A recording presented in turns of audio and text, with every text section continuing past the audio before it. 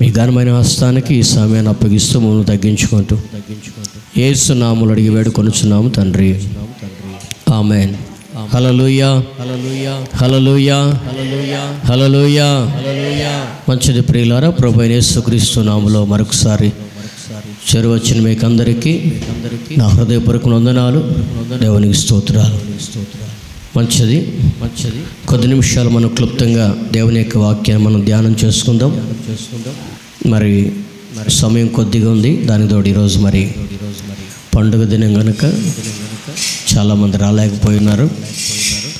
మనకు ఒక సామెత ఉంటుంది, యేసు సచ్చెను యేసు లేచెను ఎద్దు సచ్చెనని. ఆ సామెత ప్రకారంగా చాలామంది మాంసాలు తెచ్చుకొని వండుకొని కోసుకునే రందులోనే కూర్చొని ఉన్నారు. ఇంకా వాళ్ళని బట్టి అంతగానో దేవుని స్తుతించాలి. ఎందుకో తెలుసా, చాలా ధన్యులు వాళ్ళు. ఎందుకో చెప్పనా ఇశ్రాయేలీయులు ఆనాడు మాంసం అడిగితే దేవుడు ఆకాశం నుండి పూరేళ్ళు కుమ్మరించినట్టుగా ఈరోజు దేవుడు వాళ్ళకి ఎద్దులు కురిపించాడు. ఆ ఎద్దులు కోసుకోవడమే సరిపోయింది వాళ్ళకి. అందుకే దేవుని సన్నిధిని కూడా నిర్లక్ష్యం చేసి దేవునికి దూరం అయిపోయేటువంటి దౌర్భాగ్యపు బ్రతుకులకు వెళ్ళిపోయారు అనేకులు. వాళ్ళని బట్టి మనం ఎంతగానో దేవుని స్తుతించాలి. ఎందుకో చెప్పనా, దేవుడు వాళ్ళకి లేనిటువంటి ధన్యత మనకిచ్చినందుకు. హల్లెలూయా, హల్లెలూయా. వాళ్ళకి లేని ధన్యత దేవుడు మనకిచ్చినందుకు మనము దేవుని స్తుతించాలి. ఇశ్రాయేల్ ప్రజల్లో ఆనాడు మాంసాపేక్ష ఉంది, ఈనాడు దేవుని పిల్లల్లో కూడా మాంసాపేక్ష ఉంది. మాంసాపేక్ష ఉండాలి కానీ మరి ఇంత విపరీతమైనటువంటి మాంసాపేక్ష, ఎంత విపరీతమైనటువంటి మాంసాపేక్ష అంటే దేవుని సన్నిధిని కూడా నిర్లక్ష్యం చేసేంత మాంసాపేక్ష దేవుని పిల్లలకు మంచిది కాదు. అది దేవుని పిల్లలకు మంచిది కాదు. అది ఎప్పటికైనా వాళ్ళకి శాపాన్ని తీసుకొని వస్తుంది కానీ ఆశీర్వాదాన్ని తీసుకొని రాదు. అదొకటి గుర్తుపెట్టుకోవాలి మీరు చరిత్రలో. ఈ మాట రాసి పెట్టుకోండి ఎప్పుడైనా కూడా. ఇంత మాంసాపేక్షని కలిగినటువంటి వాళ్ళని నేను ఎక్కడా చూడలే. ఇన్ని సంవత్సరాల కాలంలో ఈ రాయలసీమలో ఈ ప్రాంతంలో నేను చూస్తున్నా. ఎక్కువ హోసన్న మందిరాలకు వెళ్ళే వాళ్ళని కూడా నేను గమనిస్తుంటాను. మాంసం అయినా పక్కన పెట్టేసి ముందు మందిరానికి వెళ్ళి మందిరం చూసుకొని వచ్చి తర్వాత వండుకొని తింటారు.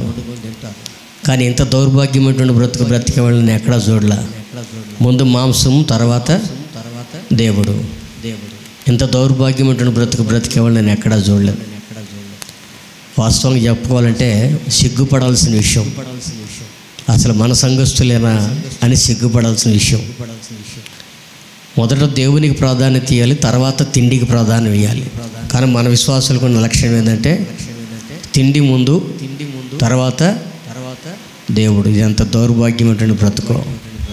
సరే, దేవుని చేతికి అప్పగిద్దాం, దేవుడు చూసుకుంటాడు వాళ్ళ జీవితాలు.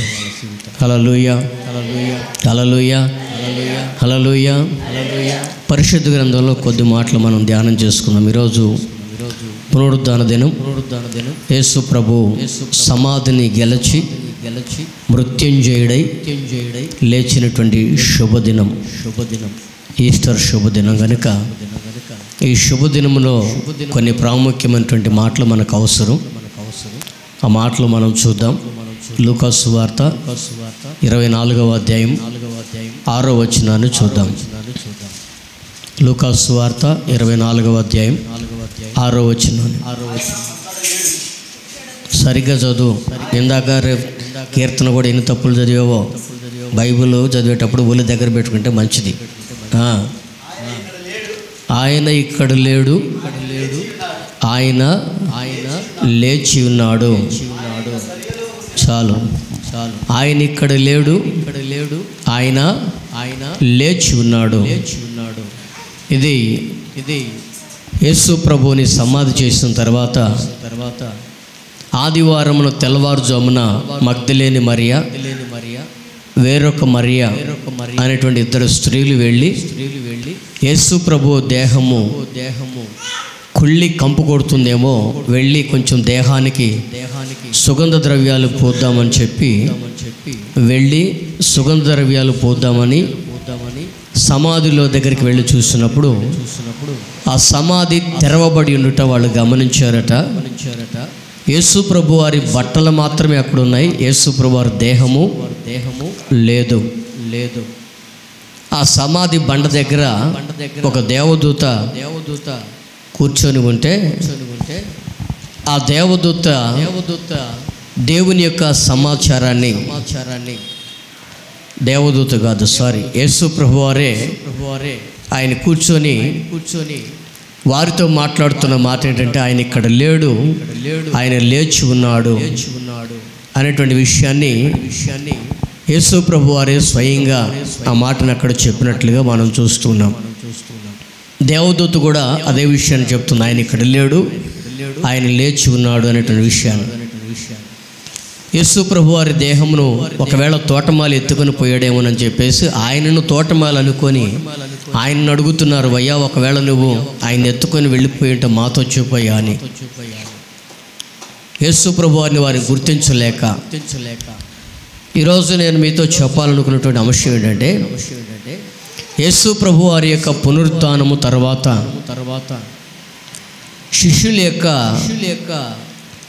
స్వభావాలు ఎలా మారిపోయాయి అనేటువంటి విషయాన్ని నేను ఈ దినం మీతో పంచుకోవాలనుకుంటున్నాను.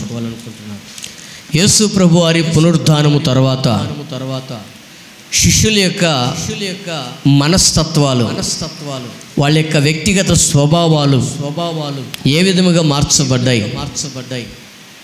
ప్రియమైన దేవుని బిడ్డలారా, యేసు ప్రభు వారు ఆయన ఈ లోకంలో జీవిస్తున్నప్పుడు చెప్పారు ఏమని, మనిషి కుమారుడు చనిపోయి సమాధి చేయబడి మూడవ దినమున ఆయన ఖచ్చితంగా లేపబడతాడు. ఇది ప్రవచన వాక్ అని యేసు ప్రభు వారు స్వయంగా చెప్పినటువంటి మాట. ఎవరితో చెప్పారు? ఆయన శిష్యులతోనే చెప్పినటువంటి మాట. అయితే ఆయన శిష్యులతో చెప్పినటువంటి ఈ మాట వారు జ్ఞాపకం తెచ్చుకోలేక ఆ మాటని వాళ్ళు మర్చిపోయి యేసు ప్రభుని ఒకవేళ ఎవరైనా ఎత్తుకెళ్ళారేమో, ఆయన దేహాన్ని ఎవరైనా ఎత్తుకొని వెళ్ళిపోయారేమో, దొంగలు ఎత్తుకొని పోయారేమో అని అనేక రకాలుగా అనేక విధాలుగా వాళ్ళు పలు ఆలోచనలతో ఆలోచిస్తున్నప్పుడు మనం అక్కడ చూద్దాం ఆ మాటని. మళ్ళీ చదవండి 24వ అధ్యాయం 6వ వచనాన్ని.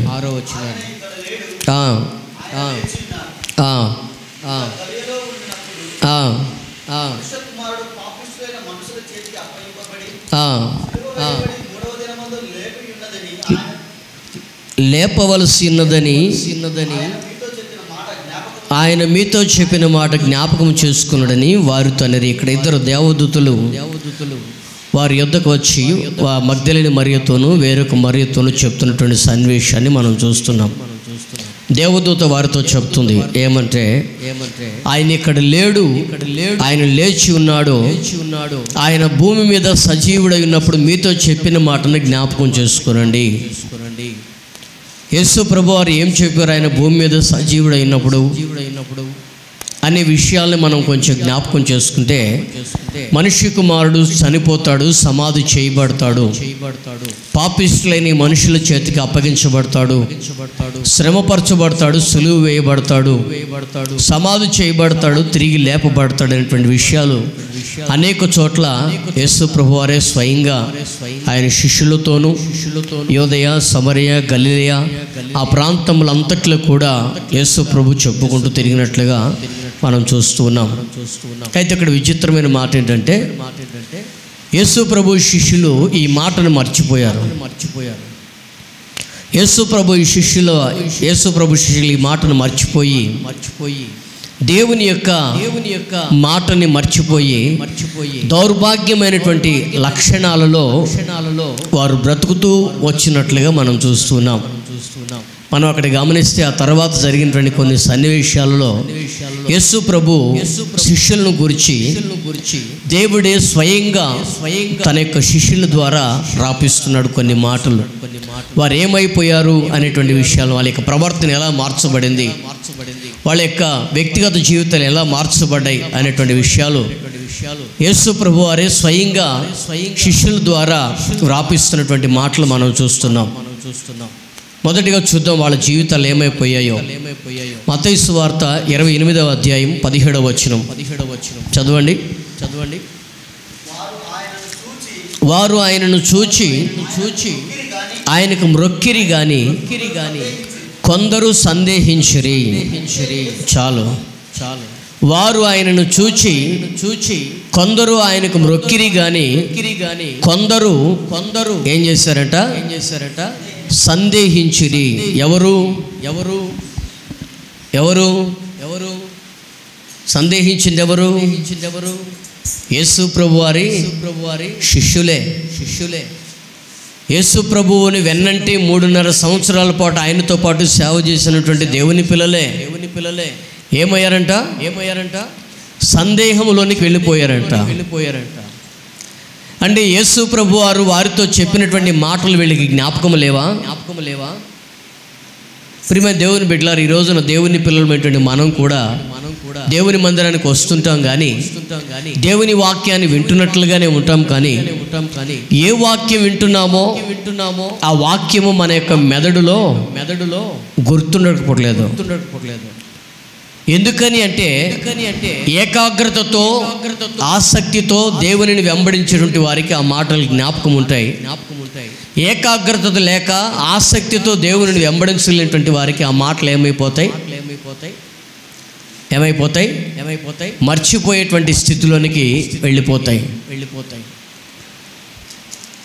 యేసు ప్రభుని వీళ్ళు వెంబడించారు కానీ 3.5 సంవత్సరాలు వెంబడించారు కానీ ఏ మనస్తత్వంతో వెంబడించారు అంటే ఏదో అద్భుతాలు చేస్తున్నాడు, దేవుని కుమారుడని అనుకుంటున్నాడు, అనిపించుకుంటున్నాడు, దేవుని కుమారుడని ఆయన వెంబడిస్తున్నాం. అంతేగాని హృదయపూర్వకంగా అయితే వీళ్ళు వెంబడించినటువంటి వాళ్ళు కాదు. యేసు ప్రభుని హృదయపూర్వకంగా వెంబడించినటువంటి వాళ్ళు అయితే యేసు ప్రభుని హృదయపూర్వకంగా వెంబడించినటువంటి అనుభవం కలిగినటువంటి వాళ్ళైతే వీళ్ళు యేసు ప్రభు వారు చెప్పినటువంటి మాటను పొరపాటును మర్చిపోయేవాళ్ళు కాదు. అందుకనే కొందరు సందేహిస్తున్నారట, కొందరు మాత్రము మ్రొక్కుతున్నారట ఆయన దేవుడని. ఆయన తిరిగి లేచాడని కొందరు నమ్మి ఆయనకు మ్రొక్కి నమస్కారం చేస్తున్నారు. కొందరు మాత్రము సందేహముతో ఈయన ఆయన లేకపోతే వేరెవరో అన్నట్లుగా వాళ్ళు సందేహముతో చూస్తున్నారు. ప్రియమైనటువంటి దేవుని బిడ్డలారా, సందేహము అంటే దాని యొక్క అర్థం ఏంటంటే అనుమానము. సందేహం అంటే దాని యొక్క పర్యాయ పదం ఏమిటి? అనుమానం. అంటే వీళ్ళందరూ కూడా ఏ మనస్తత్వంతో యేసు ప్రభుని వెంబడించారు? ఏ మనస్తత్వం వెంబడించారు? అనుమానముతో వెంబడించారు.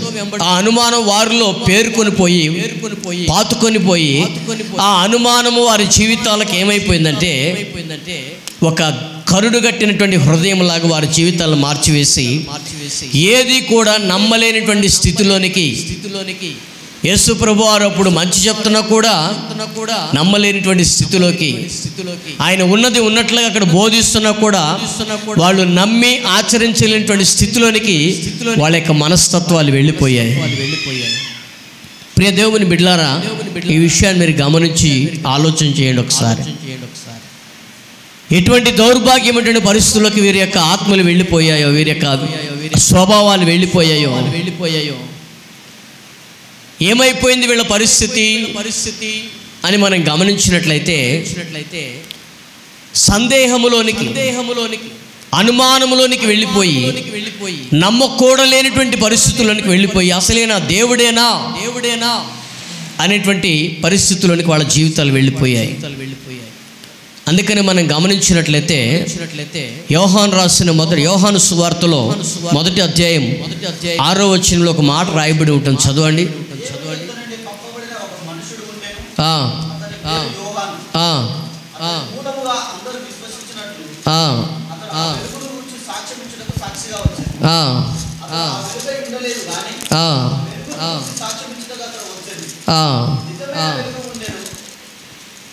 ఒక్క నిమిషం.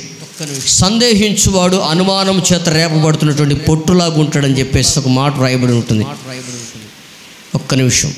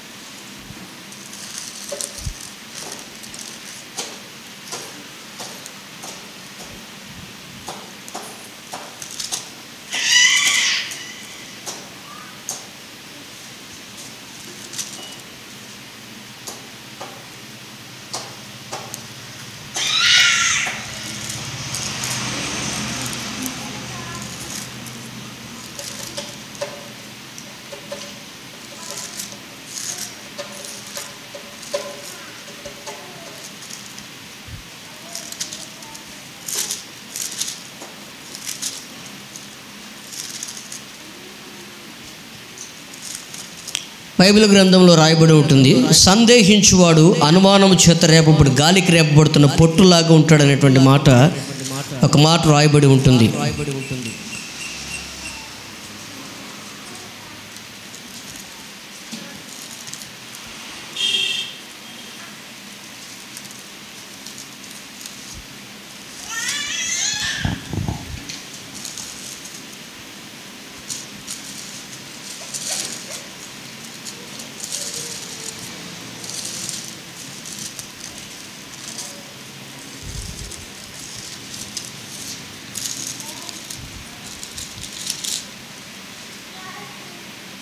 యాకోబు పత్రిక 1వ అధ్యాయం 6వ వచనం.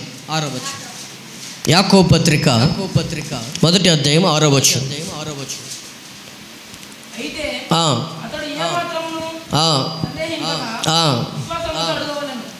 విశ్వాసముతో అడగవలను, సందేహించువాడు గాలి చేత రేపబడి ఎగిరిపడు సముద్ర తరంగములను పోలి ఉండును.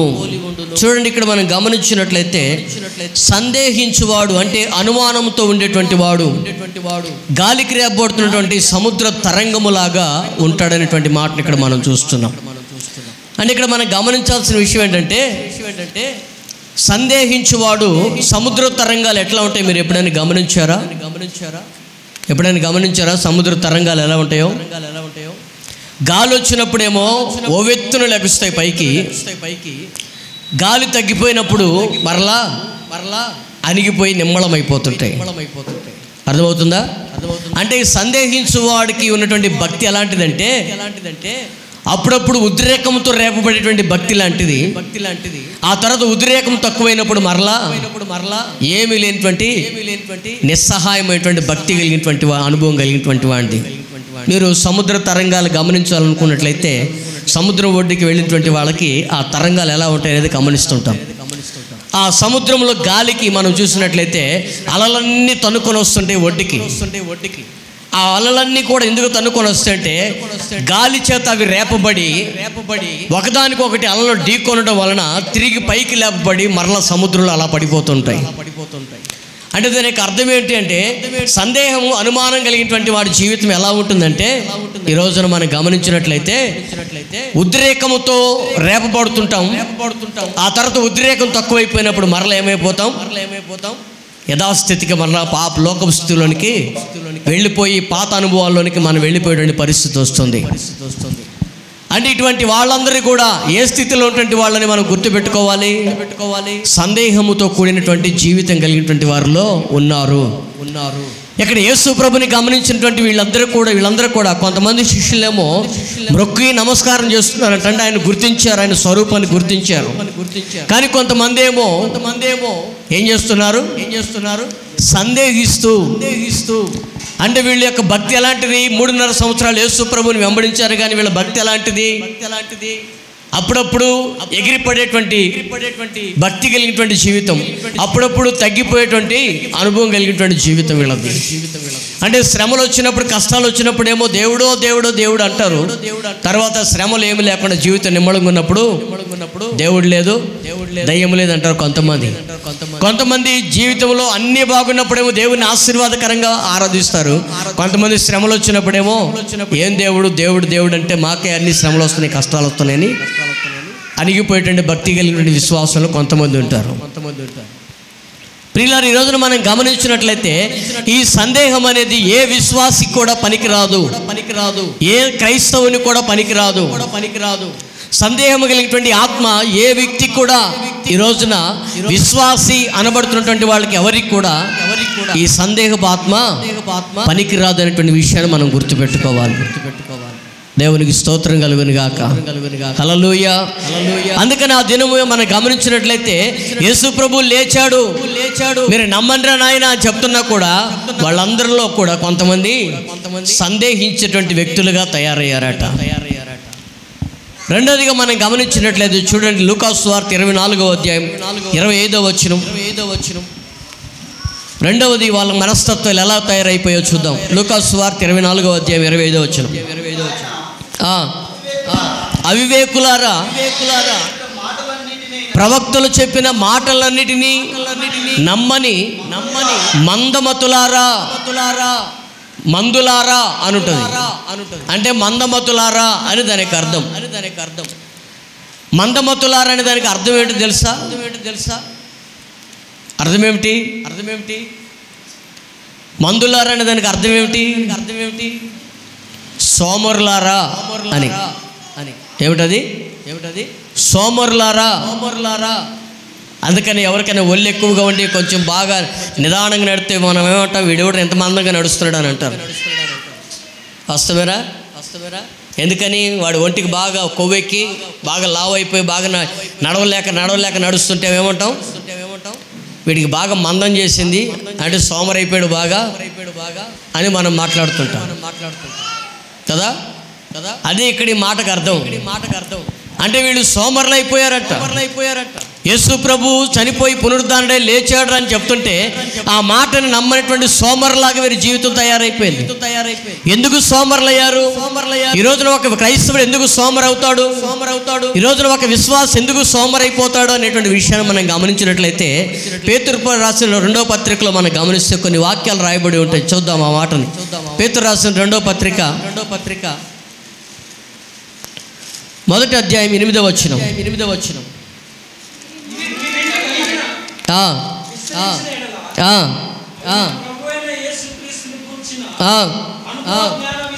ఇవి మీకు కలిగి విస్తరించిన ఎడల అవి మన ప్రభు అయిన యేసుక్రీస్తుని గురించిన అనుభవ జ్ఞాన విషయములో మిమ్మును సోమరులైనను నిష్ఫలులైనను కాకుండా చేయును. ఇవి మీకు కలిగి విస్తరించిన ఎడల ఏవి అని మనం గమనిస్తే 5వ వచనం నుండి చూస్తే హేతువు చేతనే మీ మట్టుకు మీరు పూర్ణ జాగ్రత్త గలవారై మీ విశ్వాసమునందు సద్గుణమునందు జ్ఞానమునందు ఆశానిగ్రహమునందు సహనమునందు భక్తి యందు సహోదర ప్రేమయందు దయను అమర్చుకొనండి. చూడండి ఇక్కడ ఎన్ని లక్షణాలు చెప్తున్నాడు. ఈ లక్షణాలన్నీ ఎవరికి లేకుండా ఉంటాయో వాళ్ళు ఏమైపోతారట? సోమరులు అయిపోతారట. అంటే ఏమేమి లక్షణాలు అక్కడ? మొదటిగా మనం గమనిస్తే పూర్ణ జాగ్రత్త. ఈ పూర్ణ జాగ్రత్త యేసు ప్రభు వారికి ముందే శిష్యులందరికీ హెచ్చరించారు. యేసు ప్రభు వారు నన్ను సిలువ వేయబోతున్నారు, చంపబోతున్నారు, సమాధి చేయబోతున్నారు, నేను తిరిగి మరలా 3వ దినాన్ని లెగుస్తాను, అపవాది మిమ్మల్ని శోధిస్తాడు, కాబట్టి జాగ్రత్తగా ఉండండి, మెలకువగా ఉండండి అని యేసు ప్రభువారు ఆయన సశరీరుడిగా ఉన్నప్పుడే ఈ లోకంలో వారితో పంచుకోవడం జరుగుతూ వచ్చింది. కానీ వాళ్ళకి ఆ జాగ్రత్త ఉందా? జాగ్రత్త కలిగినటువంటి వాళ్ళైతే యేసు ప్రభువారు చెప్పారు, ఖచ్చితంగా 3వ దినాన్ని లెగుస్తారు, ఆ విశ్వాసం మాకుంది అని వారి యొక్క ప్రవర్తన విషయమై జాగ్రత్తగా ఆలోచన కలిగి ఉంటారు, ముందు చూపు కలిగి ఉంటారు. కానీ వాళ్ళు సమాధిలో వెతుకుతున్నారు. యేసు ప్రభు దేహాన్ని అక్కడ కనబడకపోగా వారికి వస్త్రాలు కనబడుతుంటే ఆ వస్త్రాలు చూసి ఎవరో ఎత్తుకుపోయారేమో అని ఎందుకు అలా నిరుత్సాహపడుతున్నారంటే వాళ్ళ ప్రవర్తన విషయం వరకు అక్కడ జాగ్రత్త లేదు. ఏం లేదు అక్కడ వాళ్ళ ప్రవర్తన విషయం వరకు అక్కడ జాగ్రత్త లేదు. అంటే దేవుడు చెప్పినటువంటి మాటల విషయం వరకు అక్కడ జాగ్రత్త లేకపోవడం వలన సందేహాస్పదంగా వాళ్ళ జీవితాలు అక్కడ అమర్చుకోవడం జరిగింది. అక్కడ జాగ్రత్త లేనటువంటి వారై విశ్వాసమునందు సద్గుణమును ఏమిటది విశ్వాసమునందు సద్గుణమునందు జ్ఞానమును ఇవన్నీ కూడా ఒకదాని మీద ఒకటి డిపెండ్ అయి ఉంటాయి. చూడండి, విశ్వాసమునందు సద్గుణము అంటే విశ్వాసము ఉండటం బట్టి మంచి గుణాలు అర్థమవుతున్నాయా? అర్థమవుతున్న ఈ విషయం మీకు? విశ్వాసం అనేది ఉంటే సద్గుణం అనేది ఒక వ్యక్తి జీవితంలో ఉంటుంది. సద్గుణం అంటే మంచి లక్షణాలు. విశ్వాసమందు సద్గుణమునందు జ్ఞానము ఆ జ్ఞానమునందు ఆశానిగ్రహమునందు సహనమునందు భక్తి యందు సహోదర ప్రేమ యందు దయ. ఇవన్నీ కూడా ఒకదానికొకటి డిపెండ్ అయి ఉంటాయి, ఒకదాని మీద ఒకటి ఆధారపడి ఉన్నాయి. చూడండి, ఈ విషయాలన్నీ కనుక మనం గమనించినట్లయితే విశ్వాసమునందు సద్గుణం అంటే విశ్వాసం కలిగినటువంటి వారికి మంచి గుణాలు ఉంటాయి. ఏముంటాయి? మంచి గుణాలు ఉంటాయి. ఒక విశ్వాసి మంచి గుణాలు కలిగి ఎదిగినటువంటి వాడు ఉండాలని ఆలోచన చేస్తాడు. రెండోది మనం గమనించినట్లయితే సద్గుణమునందు జ్ఞానము అంటే ఆ సద్గుణం అనేది మన వ్యక్తిగత జీవితాల్లో మనం గమనిస్తే ఆ సద్గుణం అనేది జ్ఞానాన్ని అన్వేషిస్తుంది, జ్ఞానాన్ని పొందుకుంటుంది. ఎవరు ఆ జ్ఞానము అంటే యేసుక్రీస్తు జ్ఞానమునకు మూలమై ఉన్నాడు అనేటువంటి విషయం లోకంలో దేవుని వాక్యం తెలియజేస్తుంది. ఆయనే జ్ఞానమునకు మూలమైనటువంటి విషయం తెలియజేస్తుంది. ఆ జ్ఞానాన్ని పొందుకున్నట కొరకు ఏం చేస్తుందట? విశ్వాసము ఏం చేస్తుంది? జ్ఞానాన్ని పొందుకుంటుంది. సద్గుణమునందు విశ్వాసమునందు ఆశానిగ్రహమునందు సహనమునందు భక్తినందు దయ. చూడండి, ఇవన్నీ కూడా చూసినట్లయితే ఇవన్నీ కూడా ఒకదాని మీద ఒకటి ఏ విధంగా దేవుడు ఆధారపడి పెట్టి ఉన్నాడు అంటే ఇవన్నీ కూడా మనం చెప్పాలంటే, వాస్తవానికి మనం చెప్పాలంటే వీటిని రివర్స్లో మనం చెప్పుకుంటూ పోతే దయ ఉన్నవాడికి ప్రేమ ఉంటుంది. ఏముంటుంది? దయ ఉన్నవాడికి ప్రేమ ఉంటుంది. ప్రేమ ఉన్నవాడికి సహోదర ప్రేమ ఉంటుంది. సహోదర ప్రేమ ఉన్నటువంటి వాడికి భక్తి ఉంటుంది. భక్తి ఉన్నటువంటి వానికి సహనం ఉంటుంది. సహనం ఉన్నటువంటి వానికి ఆశానిగ్రహం ఉంటుంది. ఆశానిగ్రహం ఉన్నటువంటి వానికి జ్ఞానం ఉంటుంది. జ్ఞానం ఉన్నటువంటి వానికి సద్గుణం ఉంటుంది. సద్గుణం ఉన్నటువంటి వానికి విశ్వాసం ఉంటుంది. అర్థమవుతుందా? ఈ విషయాలన్నీ కూడా అంటే ఇవన్నీ కూడా ఒకదాని మీద ఒకటి వీటిని రివర్స్లో మనం చెప్పుకుంటూ వస్తే దయ ఉన్నటువంటి వానికి ప్రేమ ఉంటుంది. ప్రేమ ఉన్నటువంటి వానికి సహోదర ప్రేమ ఉంటుంది. సహోదర ప్రేమ ఉన్నటువంటి వానికి ఏముంటుందట? సహోదర ప్రేమ ఉన్నటువంటి వానికి భక్తి ఉంటుంది. భక్తి ఉన్నటువంటి వానికి సహనం ఉంటుంది. ఈ రోజున మన వ్యక్తిగత జీవితాల్లో ఈ లక్షణాలన్నీ కూడా మనలో ఉన్నట్లయితే ఈ లక్షణాలన్నీ కూడా మనలో ఉన్నట్టయితే క్రీస్తు ప్రేమకు పరిపూర్ణమైనటువంటి ప్రేమను మనం ధరించుకొని ఆ అనుబంధమైనటువంటి ప్రేమ కలిగినటువంటి వారమై విశ్వాస విషయంలో భ్రష్టులు కాకుండా దేవుని కొరకు మనం నిలబడగలిగినటువంటి వారం అవుతాం. హల్లెలూయ, హల్లెలూయ, హల్లెలూయ.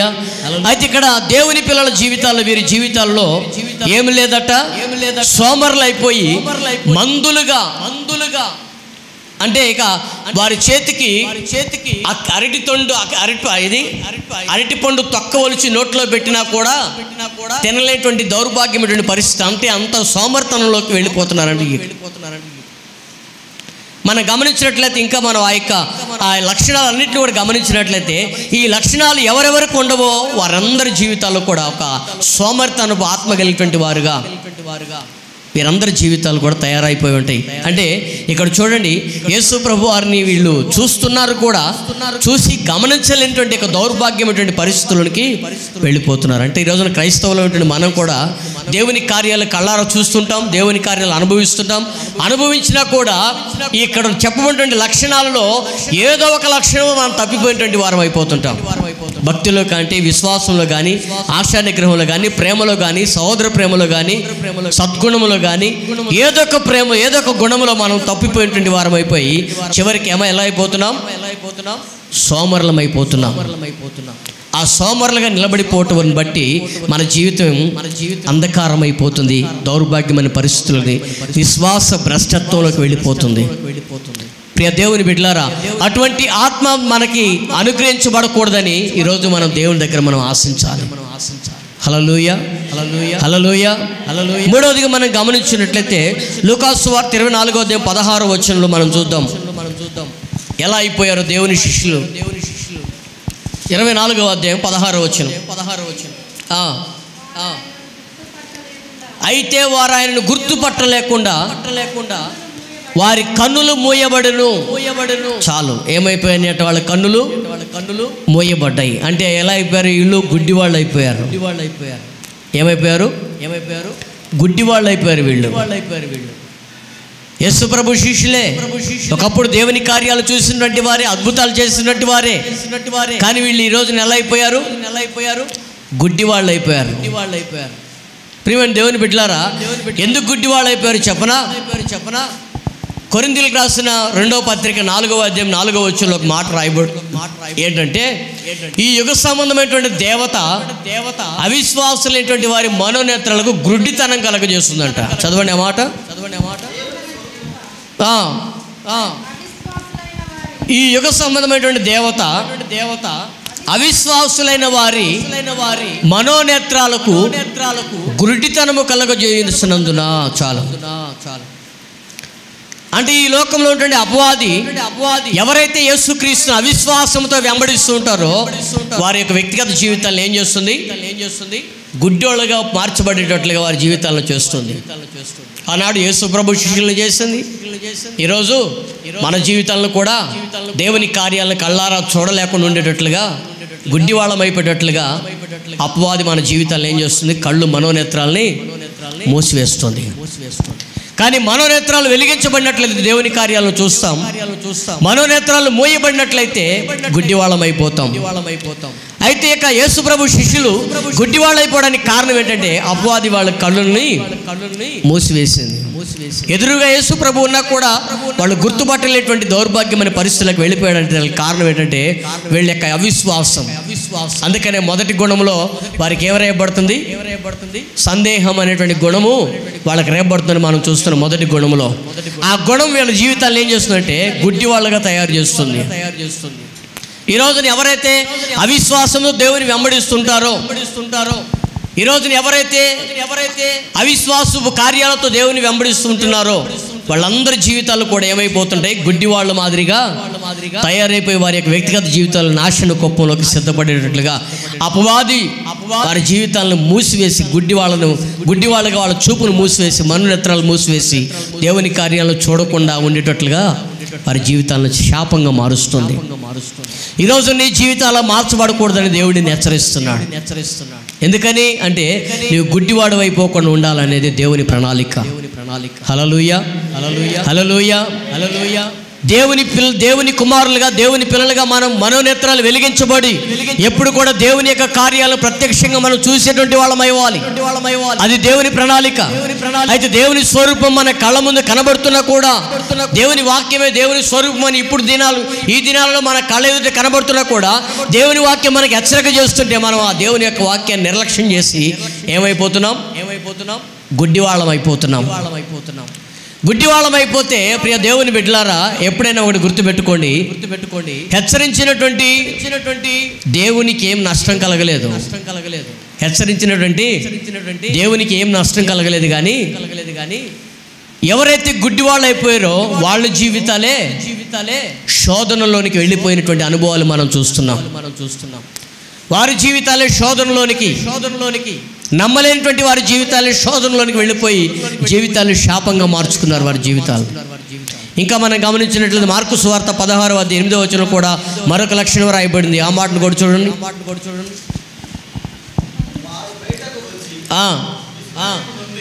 బయటికి వచ్చి విస్మయము నొంది వణుకుచు సమాధి యొద్ద నుండి పారిపోయిరి.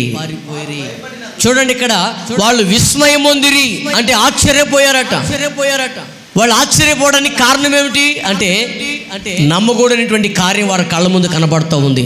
ఇది నిజమా, అసలు ఇది జరిగే కార్యమేనా అనేటువంటి ఒక నమ్మకూడనటువంటి ఆశ్చర్యకరమైనటువంటి కార్యం వాళ్ళ కళ్ళ ముందు కనబడుతుంటే వాళ్ళు విస్మయం నొందిరి అంటే ఒక రకంగా భయకంపితులైపోయారు. విస్మయమైపోయి ఇక వాళ్ళ హృదయంలో భయం గూడు కట్టుకొని పోయి.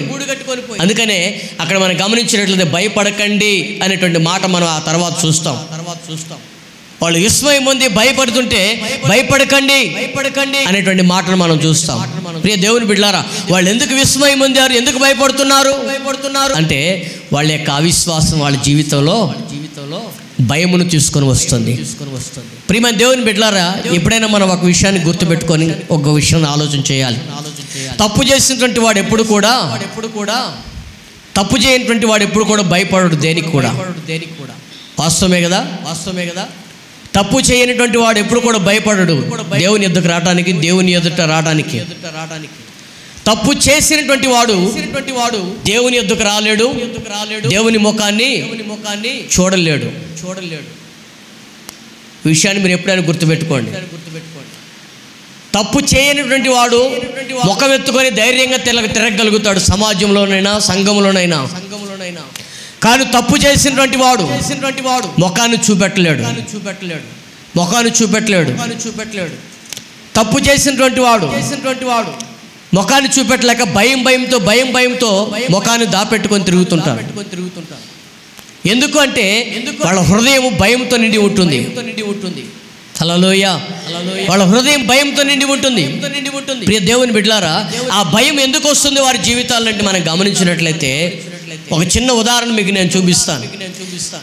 ఐగుప్తు దేశంలో ధాన్యం అయిపోయిందని తర్వాత తెలిసినప్పుడు అన్నలందరూ కూడా ధాన్యం తీసుకురావడానికి యోసేపు దగ్గరికి వెళ్ళారు. యోసేపు దగ్గరికి వెళ్ళినప్పుడు యోసేపు సింహాసనం మీద ఉన్నటువంటి సంగతిని వాళ్ళు తెలియక యోసేపుని గుర్తుపట్టలేక వాళ్ళందరూ కూడా ఏం చెప్తున్నారు, ఒకడు చనిపోయాను, ఒకడు మా తండ్రి దగ్గర ఉండెను, మా తండ్రికి మేము 12 మంది కుమారులం అని చెప్పేసి ఉన్న విషయాన్ని చెప్తున్నారు. ఎప్పుడైతే యోసేపు తనను తాను ప్రత్యక్షపరుచుకున్నాడో నేనే యోసేపుని అని ఐగుప్తుతో కూడా వారి యొక్క రాజు సముఖంలో ఉన్నటువంటి రాజు స్వరంలో రాజు కూడా స్వరం వినేటట్లుగా యోసేపు బిగ్గరగా కేక వేసి ఏడ్చాడో ఆ సమయంలో వాళ్ళకందరికీ ఏం కలిగింది? భయం కలిగింది. ఎందుకు కలిగింది భయం వాళ్ళకి? ఎందుకు కలిగింది వాళ్ళకి భయము?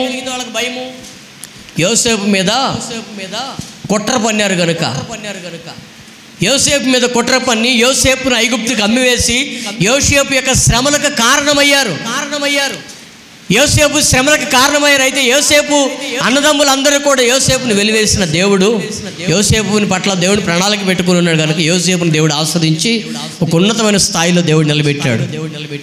అయితే తిరిగి అదే తమ్ముడి దగ్గరికి అన్నం కోసం ఆహారం కొనడానికి వస్తే యోసేపు తనను తాను ప్రత్యక్షపరుచుకున్నప్పుడు అన్నలందరూ కూడా భయపడి యోసేపు మనల్ని ఏమైనా చేస్తాడేమో అని చెప్పి వాళ్ళందరూ భయపడుతున్నారు.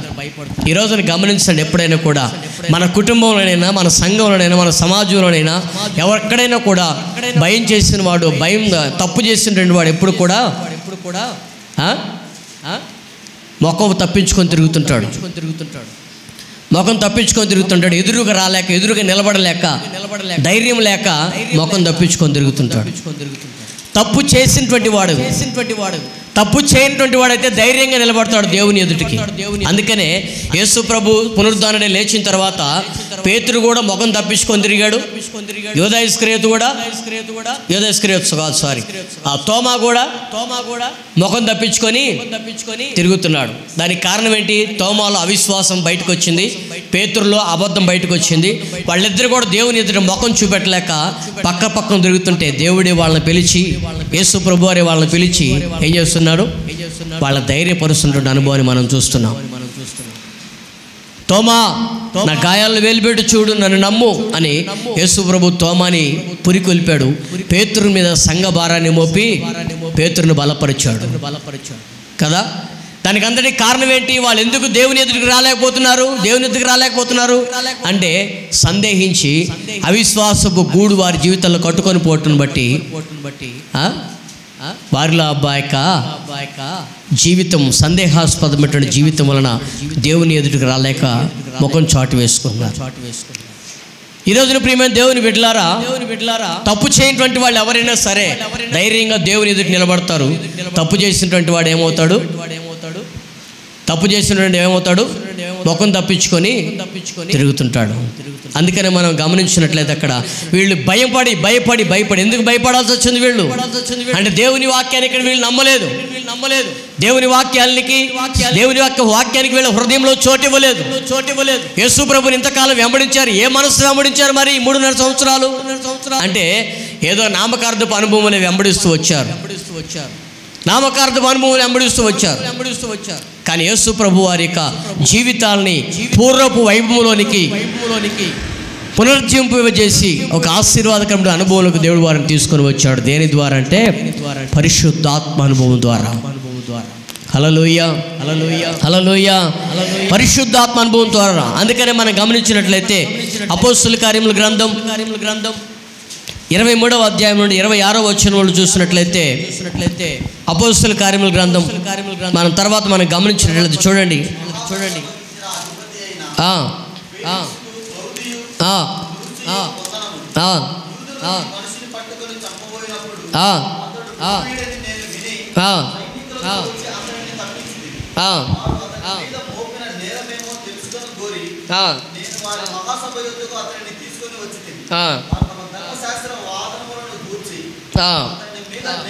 అపోస్తలుల కార్యములు 1వ అధ్యాయం 23వ వచనం నుండి అప్పుడు వారు యాస్తు అను మారు పేరు గల బర్సబ్బా అనబడిన యోసేపు మత్తయాను ఇద్దరు నిలబెట్టి ఇట్లని ప్రార్థన చేసిరి, అందరి హృదయములు ఎరిగి ఉన్న ప్రభువా తన చోటికి పోవుటకు యూదా తప్పిపోయి పోగొట్టుకున్న ఈ పరిచర్యలోను అపోస్తలత్వములోను పాలు పొందుటకు వీరిద్దరిలో నీవు ఏర్పరచుకున్న వాని కనపరచుమనిరి. ఇక్కడ యూదా అపోస్తలత్వం పోగొట్టుకున్నాడు. ఎందుకు పోగొట్టుకున్నాడు? యూదా అపోస్తలత్వం అంటే యేసు ప్రభుని అప్పగించి ఏమైపోయాడు? ఉరి వేసుకొని చనిపోయాడు. వాస్తవానికి యూదా ఉరి వేసుకొని చనిపోవాల్సిన అవసరం ఏమొచ్చింది చెప్పండి? దేవుని ప్రణాళిక కదా అది. దేవుని ప్రణాళికే కదా. యూదా ఇస్కరియోతు ద్వారా దేవుడు అప్పగించబడాలని దేవుని ప్రణాళికే కదా. మరి యూదా ఎందుకు అప్పగించుకున్నాడు మరణానికి తను తానంటే? యూదాకి భయం వేసింది. ఇందాక నేను చెప్పాను కదా, భయం వేసిన వాడు ముఖాన్ని చూపెట్టలేడని కదా. భయం వేసినటువంటి వాడు ముఖాన్ని చూపెట్టలేడు. ఎందుకని? యూదా తప్పు చేశాడు కాబట్టి దేవునికి తన ముఖాన్ని చూపెట్టుకోలేక ఏం చేస్తున్నాడు?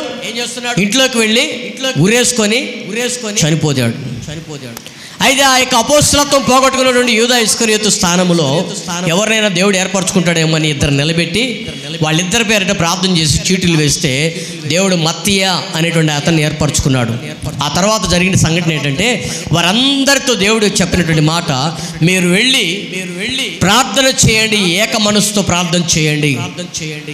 ఆదరణకర్తను నేను మీ మధ్యలోకి పంపిస్తాను. ఆ ఆదరణకర్త మీతో ఉంటాడు, మీలో ఉంటాడు, మీ అందరినీ కూడా నడిపిస్తాడు. మీరు వెళ్ళి యోదయ సమరయ ప్రాంతాలకు వెళ్ళి సువార్తను బూదిగంతములకు సువార్తను ప్రకటిస్తారని చెప్పి యేసు ప్రభు వారు వాళ్ళని ధైర్యపరిచినట్లుగా మనం చూస్తున్నాం. ఆ తర్వాత వాళ్ళందరూ కూడా పరిశుద్ధాత్మ కనిపెట్టుట కొరకు పెంతెకొస్తేను పండుగ దినమున మేడగది మీద కూర్చొని ప్రార్థన చేస్తుంటే 2వ అధ్యాయం ప్రారంభంలో మనం చూస్తే మేడగది మీద కూర్చొని వాళ్ళందరూ ప్రార్థన చేస్తుంటే వాళ్ళ మీదకి పరిశుద్ధాత్ముడు దిగి వచ్చి వారు అన్య భాషలతో మాట్లాడినట్లుగా మనం చూస్తున్నాం. దేవునికి స్తోత్రం కలుగును గాక. హల్లెలూయా. ఆ అన్య భాషలతో మాట్లాడుతుంటే ఆ గుంపులో మత్తయ్య కూడా ఉన్నాడు. ఆ అపోస్తలత్వంలో ఎవరు పోగొట్టుకున్నారు? యూదా ఇస్కరియోతు పోగొట్టుకున్నాడు. ఆ స్థానంలో మత్తయ్యను ఏర్పరచుకొని మత్తయ్యను కూడా దేవుని సేవకునిగా దేవుడు నిర్ణయించుకొని దేవుడు తన కార్యాన్ని జరుపుకుంటూ వచ్చాడు. హల్లెలూయా, హల్లెలూయా, హల్లెలూయా. ప్రియ దేవుని బిడ్డలారా, దేవుడు తన కార్యాన్ని ఎప్పుడు కూడా విడిచిపెట్టే దేవుడు కానే కాదు. దేవుడు తన కార్యాన్ని ఎప్పుడు కూడా విడిచిపెట్టే దేవుడు కానే కాదు. దేవుడు తన పేరిట ఏర్పరచుకున్నటువంటి ప్రజల్ని ఎల్లప్పుడూ కూడా నడిపించే దేవుడై ఉన్నాడు. ఒకటి ఎక్కువైనా ఒకటి తక్కువైనా కూడా దేవుడు ఎప్పుడు కూడా వాళ్ళని వదిలిపెట్టే దేవుడు కాదు. వాళ్ళ స్థానంలో మరొకరిని దేవుడు ఖచ్చితంగా లేపుకొని నడిపిస్తాడు దేవుడు ఆయన. హల్లెలూయా, హల్లెలూయా. యూదా పోగొట్టుకున్నాడు ఆ స్థానాన్ని. యూదా స్థానంలో దేవుడు ఎవరిని ఏర్పరచుకున్నాడు? మత్తయ్యని ఏర్పరచుకొని ఆ 12 మంది అపోస్తలుల్లో ఒకడిగా దేవుడు నిర్ణయించుకొని దేవుడు నడిపిస్తున్నాడు ఆ పరిచర్యని. హల్లెలూయా, హల్లెలూయా. ప్రియ దేవుని బిడ్డలారా, ఎందుకంటే పరిచర్యను దేవుడు అప్పగించిన వాడు పరిచర్యను నడిపించడానికి శక్తి కలిగినటువంటి వాడు. ఆమేన్, హల్లెలూయా. పరిచర్యను అప్పగించినటువంటి వాడు పరిచర్యను నడిపించడానికి శక్తి కలిగినటువంటి వాడు. ఆ విషయాన్ని మనం గమనించి గుర్తించి ఈ రోజున దైవికంగా మనం కొనసాగించగలిగినట్లయితే అయితే మనం ఇదని ఒక్కటి జ్ఞాపకం చేసుకోవాలి. ఏమిటంటే ఆ మరణ పునరుద్ధానంలో మనము కూడా వారసులమై సమానులమై ఉన్నామనేటువంటి మాట దేవుడి ఇదని మనతో సెలవిస్తున్నాడు. చదవండి ఆ మాటని. ప్రకటన గ్రంథం 20వ అధ్యాయం 6వ వచనం చూద్దాం. ప్రకటన గ్రంథం 20వ అధ్యాయం 6వ వచనం. ఈ మొదటి పునరుద్ధానంలో పాలు కలిగినటువంటి వారు ధన్యులు. చాలు వారు పరిశుద్ధులై ఉంటారు. హల్లెలూయా. ఈ మొదటి పునరుద్ధానంలో పాలు కలిగినటువంటి వారు ధన్యులు. ఏమిటి మొదటి పునరుద్ధానం అంటే? యేసుక్రీస్తు లేపబడింది పునరుద్ధానం దినమైనప్పటికీ కూడా ఆయన ఇంకా అప్పటికి పునరుద్ధానంలోకి వెళ్ళలేదు. అంటే ఆయన పరదేశికి వెళ్ళి పరదేశంలో ఉన్నటువంటి పాత నిబంధన పరిశుద్ధులందరికీ సువార్తను ప్రకటించి ఆయన మరలా రెండవసారి లోకానికి వచ్చి క్రొత్త నిబంధన సంఘాన్ని తీసుకొని వెళ్ళటానికి ఆయన లోకానికి రాబోతున్నాడు. అది మొదటి పునరుద్ధానం అని దేవుని యొక్క లేఖనం సెలవిస్తుంది. హల్లెలూయా. ఆ మొదటి పునరుద్ధానంలో పాలు కలిగినటువంటి వారందరూ ధన్యులు. అంటే ఇక్కడ కూర్చున్నటువంటి వారందరినీ కూడా దేవుడు ఏర్పరచుకున్నాడు. దేవుడు ఏర్పరచుకొని ఆ మొదటి పునరుద్ధానం కొరకు దేవుడు పిలిచి ఉన్నాడు. హల్లెలూయా, హల్లెలూయా. ఆ మొదటి పునరుద్ధానంలో పాలు కలిగినటువంటి వారు ధన్యులు. అందుకనే దేవుడు ఎవరిని కోరుకున్నాడంట? చదవండి ఆ మాటని. 1 కొరింథీ పత్రిక 1వ అధ్యాయం 28వ వచనం చూసినట్లయితే ఆ మొదటి పునరుద్ధానంలో ఎవరెవరు ఉంటారంటే విషయం కూడా చూద్దాం. 1 కొరింథీ 1వ అధ్యాయం 28వ వచనం. ఏ శరీరియు దేవుని ఎదుట అతిశయపడకుండానట్లు జ్ఞానులను సిగ్గుపరచుటకు లోకములో నుండు వెర్రి వారిని దేవుడు ఏర్పరచుకొని ఉన్నాడు.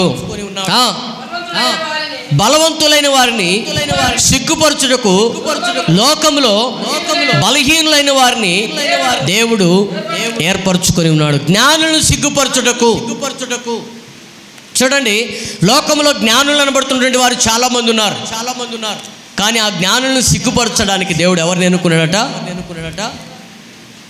అజ్ఞానులమైనటువంటి మనల్ని దేవుడు ఎన్నుకున్న వెర్రి వాళ్ళని ఎన్నుకున్నాడు. దేవునికి స్తోత్రం కలుగును గాక. హల్లెలూయా. ప్రియమైన దేవుని బిడ్డలారా, యేసు ప్రభు చెప్తున్నటువంటి మాటలు కూడా యేసు ప్రభు శిష్యులకు ఆనాడు వెర్రి మాటలు కానీ కనబడ్డాయి. కానీ ఎప్పుడైతే పరిశుద్ధాత్మ అనుభవం వారిలోకి వచ్చిందో ఆ తర్వాత యేసు ప్రభు యొక్క సస్య సువార్తను సస్యశ్యామలంగా ఆ దేశాలన్నిటి కూడా ప్రకటించి అనేక మందిని దేవుని కొరకు ఏర్పాటు చేశారు. అయితే ఈ దినము జ్ఞానవంతులము బలవంతులమని అనేకులు చెప్పుకుంటూ గొప్పలు చెప్పుకుంటూ దేవుని నా మహిమార్థం సిగ్గుతో కూడిన కార్యాలు చేస్తున్నటువంటి వారిని గురించి దేవుని లేఖనం సెలవిస్తుంది. వాళ్ళను సిగ్గుపరచడానికి దేవుడు మనల్ని కోరుకున్నాడు. జ్ఞానులను సిగ్గుపరచడం కొరకు వెర్రి వాళ్ళను కోరుకున్నాడు. బలవంతులైనటువంటి వారిని సిగ్గుపరచడం కొరకు బలహీనమైనటువంటి మనల్ని దేవుడు కోరుకున్నాడు. హల్లెలూయా. ఈ బలహీనులు ఈ యొక్క అజ్ఞానులైనటువంటి మనల్ని దేవుడు ఏం చేస్తున్నాడట? మొదటి పునరుద్ధానపు వరుసలో దేవుడు నిలబెడుతున్నాడు. హల్లెలూయా. ఆ మొదటి పునరుద్ధానంలో పాల్గొనేటువంటి వారమైనటువంటి మనము ధన్యులమై ఉన్నాం. దేవునికి స్తోత్రం. హల్లెలూయా. ఆ మొదటి పునరుద్ధానంలో పాల్గొనేటువంటి మనము ధన్యులమై ఉన్నాం. దేవుని కొరకు నిలబడేటువంటి వారమై ఉన్నాం. కాబట్టి ఆ మొదటి పునరుద్ధాన వరుసలో మనం దేవుని సన్నిధిలో నిలబడాలని ఇక్కడ కూర్చుని మనం ఆశించి ఆకాంక్షతో మన భవిష్యత్తు ముందుకు కొనసాగించుకుంటూ మన కృపలో ఎదుగులుగా దేవుడు ఆయన కృపను మనకు కలిగించి నడిపించుగాక. ఆమేన్. అందరూ మోకరించండి, ప్రార్థించుకుందాం. అందరూ మోకరించి ప్రార్థించుకుందాం. దేవుడు మనోభావాలు ఎలా ఉన్నాయో, దేవుడు తాను అనేటువంటి విషయం వాళ్ళకి కూడా వాళ్ళ మనోభావాలు